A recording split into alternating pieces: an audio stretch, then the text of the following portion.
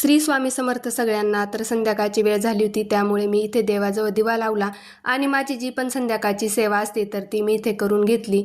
आणि जी सेवा असती तर ती म्हणजे एक वेळेस व्यंकटेश स्तोत्र, एक वेळेस श्रीसूक्त, कुबेर मंत्र, नवार्णव मंत्र, विष्णू गायत्री मंत्र, लक्ष्मी गायत्री मंत्र आणि स्वामी समर्थ महाराजांचा एक माळजप इथे मी सेवा करत असते.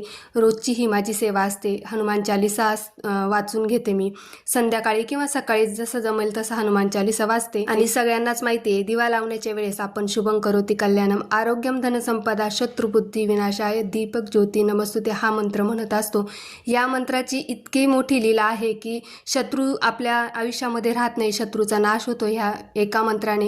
तर खूप महत्त्वाचा आहे. तर दिव्या लावण्याच्या वेळेस सगळ्याच महिला हा मंत्र म्हणत असतात. दिवसभरातून तर आपल्याला सेवा करण्यासाठी वेळ मिळत नसतो, तर एक संध्याकाळचीच वेळ असते, निवांत असते आणि देवाजवळ बसल्यानंतर कुठलाही विचार न करता जर सेवा केली तर त्या सेवेचं नक्कीच आपल्याला फळ मिळत असते. आणि सेवा ही निस्वार्थपणे जर केली तर स्वामींपुढे मागण्याची सुद्धा आपल्याला वेळ येत नाही. स्वामी न मागताच सगळं देतात आणि स्वामींचा आशीर्वाद कायम आपल्यासोबत असतो. त्यामुळे आपली सेवा जी आहे तर ती निस्वार्थ करा. त्यामुळे स्वामीसुद्धा आपल्या सेवेवर प्रसन्न होतील आणि स्वामी न मागताच सगळं काही देतील. तर चला, परत एकदा श्री स्वामी समर्थ सगळ्यांना.